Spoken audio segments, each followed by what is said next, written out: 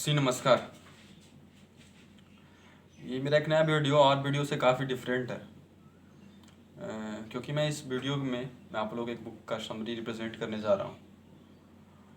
उस बुक का नाम है rich dad and poor dad, जिसके लेखक रॉबर्ट कियोसाकी हैं।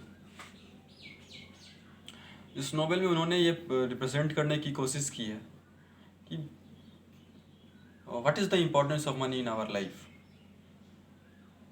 और उन्होंने ये भी बताने की कोशिश की है कि मैक्सिमम जो प्रॉपर्टी लोग, पुअर लोग होते हैं, पुअर ही रह जाते हैं।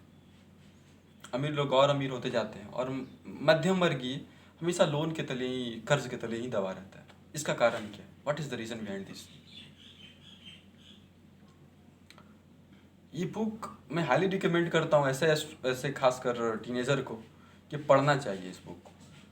काफ़ी इंटरेस्टिंग बुक है, और मैं समरी रिप्रेजेंट करने का कारण भी यही है कि मैं इस बुक से काफ़ी इंस्पायर हुआ हूँ। तो मैंने सोचा कि इस बुक का समरी आप लोग के सामने रिप्रेजेंट कर दूँ। ऐसे तो ये नोवेल इंग्लिश में भी लिखा हुआ है, और इंग्लिश और हिंदी दोनों माध्यम में उपलब्ध है। इस नोवेल का जिस्ट ही यह है कि Robert Kiyosaki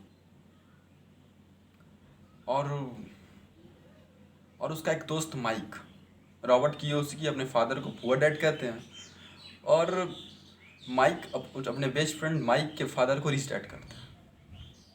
obviously rich dad poor dad, लेकिन उन लोगों के बीच में थिंकिंग लेवल के कारण उन्हें रिच डैड और पुअर डैड कहा,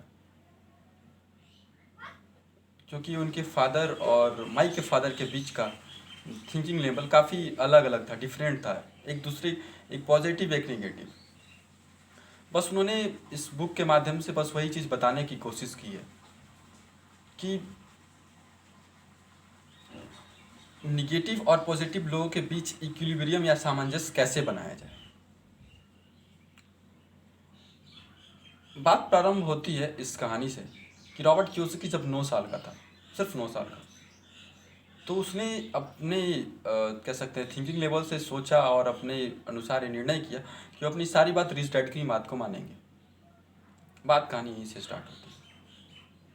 एक जिमी नाम की औरत जो उसके कॉलोनी में रहती है, एक न्यू कार से आती है और कार से अपने बच्चों को एक पार्क में ले जाने की बात को रखती है। तो उसमें रॉबर्ट कियोसाकी उस आंटी से रिक्वेस्ट करता है कि प्लीज़ आप भी मुझे अपने साथ ले चलें।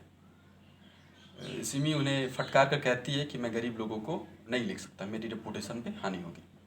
बस यही से रॉबर्ट कियोसाकी अमीर बनने की कोशिश करता है। एक 9 साल का लड़का अपने फादर से पूछता है हाउ टू मेक मनी, पैसे कैसे बनाया जाए, हाउ टू बिकम रिच, अमीर कैसे बना जाए।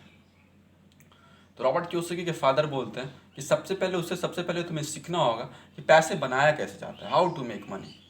और इस हल्की मुस्कान के साथ बात को छोड़कर वो निकल जाते हैं।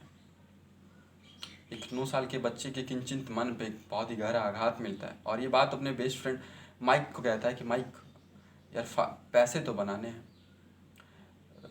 साइंस की मदद से उसने टूथपेस्ट की बोतल को लेकर एक लंबा सा एक फ्रॉड करने की कोशिश, पैसा बनाने की कोशिश करता है। जिंक और प्लास्टर ऑफ पेरिस की मदद से पैसे छापने की कोशिश करता है।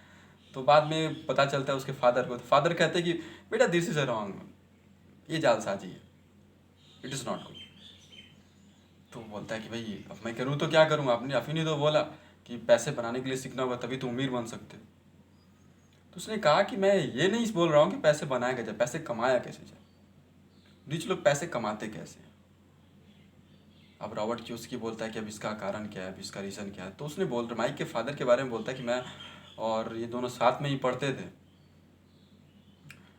रॉबर्ट के फादर काफ़ी इंटेलिजेंट, रॉबर्ट कियोसाकी काफ़ी इंटेलिजेंट, उन्होंने 4 साल का कोर्स सिर्फ 2 साल में किया है। स्टैनफोर्ड यूनिवर्सिटी में उन्होंने पास किया था, एमबीए भी किया था उन्होंने, और एक अच्छी सी कंपनी में नौकरी कर रहे थे। फिर भी उनके पास उतनी पर्याप्त खुशियाँ नहीं थी जितनी माइक के फादर के पास थी। नोवेल में बताया गया कि माइक के फादर सिर्फ 8वीं पास थे और फिर भी 3 कंपनियों के मालिक थे। तो उसने कहा कि तुम्हें सबसे पहले माइक के फादर से मिलना होगा। अपॉइंटमेंट तय होता है, सैटरडे की बात होती है। तो उसने कहा कि अमीर बना है तो सबसे पहले पैसा कमाओ।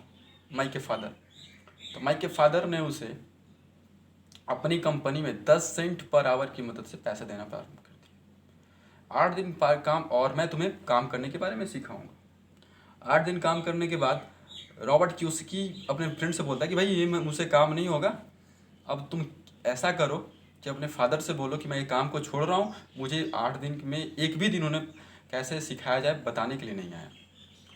तो रॉबर्ट क्यूस्की के फादर रॉबर्ट क्यूस्की नौकरी छोड़ने की कोशिश कर लेता है। तो रॉबर्ट क्यूस्की के माइक के फादर ने उन्हें अपॉइंटमेंट दिया कि आकर मिलो मुझसे। अपॉइंटमेंट लेने के बाद रॉबर्ट क्यूस्की जाता है। तो 1 घंटे लंबा वेट करने के बाद वो फादर उसके केबिन बुलाते हैं। तो सुना कैसा फील कर रहे थे जब 1 घंटे तुम वेट कर रहे थे? तो अच्छे से फील तो नहीं कर रहे होगे, ख़राब फील ही कर रहे होगे। थोड़ा सेल्फ रिस्पेक्ट को भी धक्का लगा। उसने कहा ऑब्वियसली लगा तो है। तो बोला कि फर्स्ट लेसन यही है कि जो किसी दूसरे के लिए काम करते हैं उन्हें पग पग पे सिर्फ सेल्फ रिस्पेक्ट को दाव पर धक्का लगता ही लगता है। और सेल्फ रिस्पेक्ट की आड़ में उन्हें नौकरी छोड़ना भी उन्हें पसंद है, लेकिन कह सकते हैं उसकी जिम्मेदारियों के अब इतनी जिम्मेदारियां उनके पास होती है कि वो नौकरी छोड़ने की हिम्मत कर ही नहीं सकते। मैं भी यही दिन का वेट कर रहा था कि तुम आओ और मेरे से मिलो। मैं उसी दिन का वेट कर रहा था। तो उसने बोला कि एक्चुअली मैं करूँ तो क्या करूँ, मैं नौकरी छोड़ रहा हूँ, आपने मुझे बाल मजदूरी करवाया है, मैं आप पर केस करूँगा। आप 10 सेंट पर आवर के दे रहे हो, आपने मुझे जो वादा किया था, प्रॉमिस किया था, वो भी वादा नहीं पूरा कर पाए आपने। तो उसने कहा कि देखो बाबू, यही से स्टार्ट होती है कि हाउ टू बिकम रीच। ज़्यादातर लोग जो होते हैं अपनी टाइम को ऐसे ही छोड़ देते हैं और कुछ लोग उन्हें सीखना प्रारंभ करते हैं। थोड़ा ज़्यादा हो जाएगा ये, इस मोटिवेटर टाइप का हो जाएगा। तो मैं रिकमेंड करता हूँ कि बुक को आप लोग को पढ़ना चाहिए। अच्छा बुक है, 6 लेसन है इसमें, 300 पेज का बुक है। ये तो कहानी का प्रीफेस था, कहानी लंबा है, इंटरेस्टिंग कहानी है। फार्क मिल जाता है माइक, धीरे धीरे रॉबर्ट क्यूस्की बताता है कि सब कुछ पैसा नहीं है, पैसा भी के आगे भी बहुत कुछ है। एज ए स्टूडेंट मैं ये कहता हूँ कि मैक्सिमम लोग अगर इस बात को समझें तो बेहतर होगा। ऐसे कहानी बहुत ही इंटरेस्टिंग है, आप लोग पढ़ सकते हैं इस लॉकडाउन में। और धन्यवाद, thank you so much, thank you so much.